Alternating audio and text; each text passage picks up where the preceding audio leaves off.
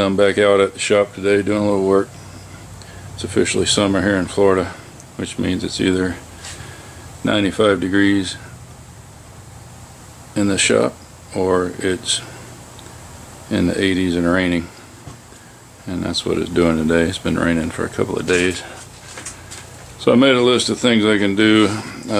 Since that's not really good weather for doing body work, I didn't want to bare any metal.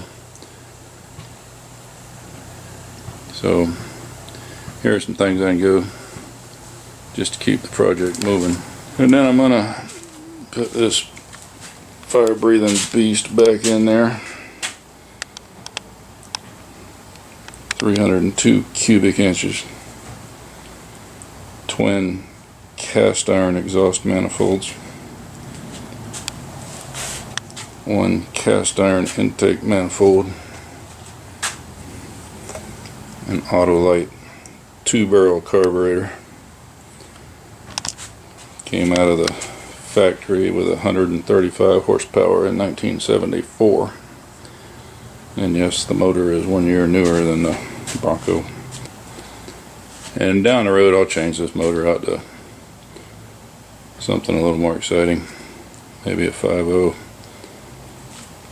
or a who knows, we'll see. We'll see when the time comes.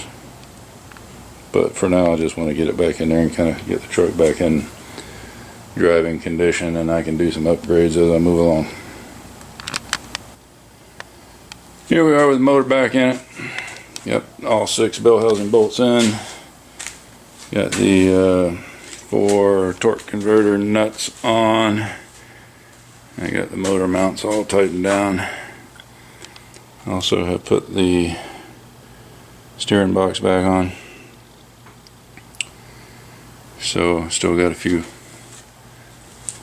things I was going to do today that's not going to happen, like I got to run the transmission dipstick tube back up to that back engine mount bolt or bell housing bolt, and I need to run the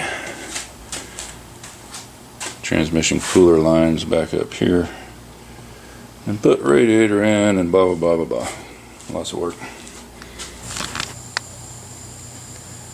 Okay, I have the transmission cooler lines hooked back up. I had to remake one of them because I wrung it off when I removed it. I have the dipstick tube back in place. I have the radiator in. Got a new CD ignition. The old one was shot. It's not mounted yet, it's just sitting there. Probably gonna go somewhere around there. So, engine compartment looking pretty good. And the next step is to get some fuel tanks installed. This is the new skid plate for the auxiliary tank. The old one was rotted out. They made this one where it drains from both ends, so I like that a lot better. The other one had a little belly on one end where the water sat. And I figured while I was getting that, I might as well go ahead and get this new tank, and I didn't want to have tank issues. The other one I didn't have a lot of confidence in. So now both tanks will be new. That one's scuffed up, ready to be Raptor lined. This one will be covered by this skid plate, and that skid plate is going to be primed and Raptor lined. So